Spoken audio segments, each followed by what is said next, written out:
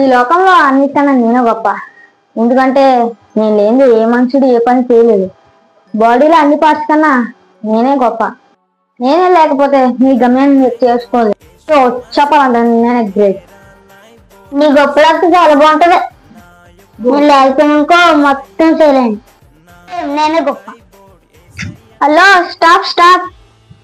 Hello మీ అందరికన్నా నేనే important. నవ్వాలన్నా మాట్లాడాలన్నా నేను ఉండాలి. సో నేనే గొప్ప. హలో నేనే గొప్ప.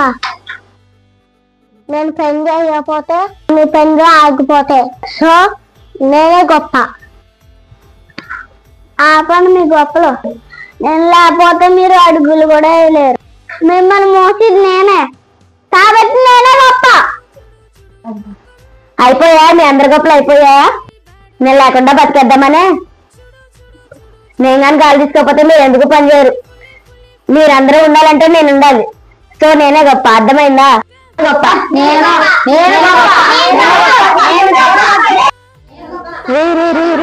ఆపండ్రా. అరే ఆపండి అందరూ.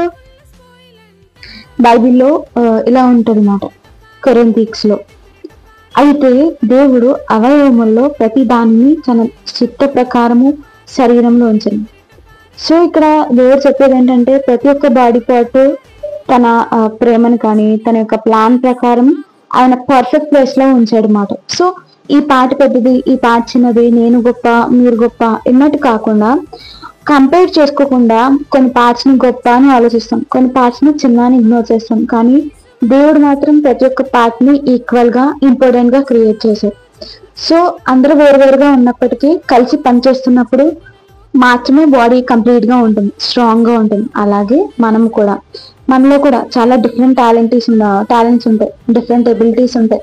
సో మనకిచ్చిన ఏ రోల్ అయినా సరే ఎట్లా ఉన్నా మంచిగా ఉంటుంది అన్నమాట. సో ఎవరిని కూడా కించపరచకూడదు. లైక్ నువ్వు చిన్నగా ఉన్నావు లేదా నువ్వు పెద్దగా ఉన్నావు, నేను గొప్ప, ఇలా గర్వం అనేది మనలో ఉండకూడదు. సో దేవుడు ప్రతి ఒక్కరిని ఒక పర్పస్ తో క్రియేట్ చేశాడు.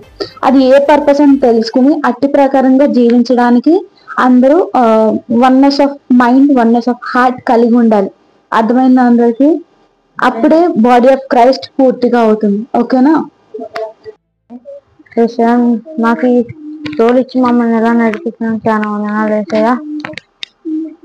మాకు ఇచ్చిన మీ బాధ్యత మేము నెరవేర్చుతూ వేసినామని అడిగినాను తండ్రి. ఆమె నాకు తెలుసు నేనే గొప్ప.